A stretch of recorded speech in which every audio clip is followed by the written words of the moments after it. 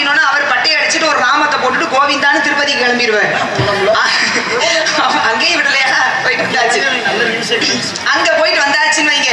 அப்புறம் ஏதாவது ஒரு கொஞ்ச நாள்ல ஒரு பிரச்சனைனா அப்பயும் சொல்லுவார், எப்ப பெருமாளை கும்பிட ஆரம்பிச்சோன்னா தெரியல, ராமம் போட்டையும் கோவிந்தா கோவிந்தானே இருக்குன்னு.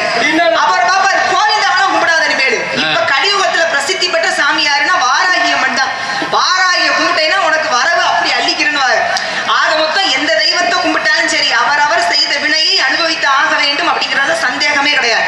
பெருமைக்கும் ஏனை சிறுமைக்கும் தத்தம் கருமமே கட்டளைகள், எந்த மாற்றமும் இல்லை. அதுபோல சூரபதுமன் அவனுடைய பக்தி அசுர பக்தி தன்னை வருத்தி தன்னை யாக யாக அக்னியில வளர்த்து அதன் மேல இறங்கி நின்று தன்னை அழித்து கொண்டு சிவனை வர வைக்கன்னு நினைச்சான். சிவபெருமான் நேர்ல வந்தார். என்னப்பா இவ்வளவு அழுகிறிய, வருத்தப்படுறிய, உன்னை நீ அழு இப்படி வருத்தப்படுறிய, உன்னை வருத்தி இப்படி தவம் இருக்கிறீ, என்ன வேணும்னு கேட்டார். அவன் கேட்டா எனக்கு அழிவே வரக்கூடாது.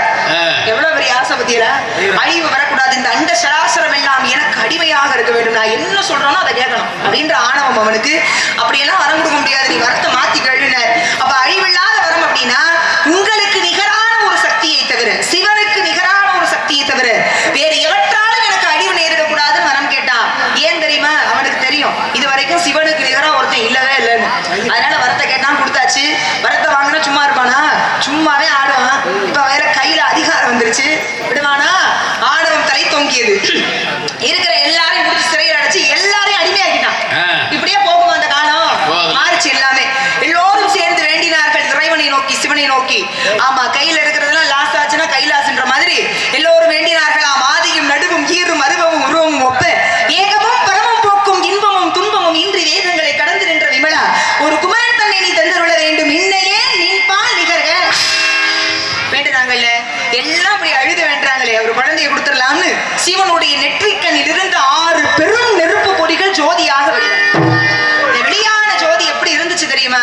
ஒரு அக்கினி சூரியனுக்கு எப்படி வெயில் அடிக்குது, 1000 கோடி சூரியனை உருக்கி வாய்த்தது போல 6 நெருப்பு பொறிகள் உருவானது. அந்த 6 நெருப்பு பொறிகளும் அந்த அக்னியிடம் கொடுக்க, அக்னி வாயுவிடம் கொடுக்க, வாயுவிடம் இருந்து கங்கையிலே, கங்கையிலிருந்து சரவண பொய்கையிலே 6 தாமரை மலர்களிலே முருகன் 6 குழந்தைகளாக தவழ்ந்தார்.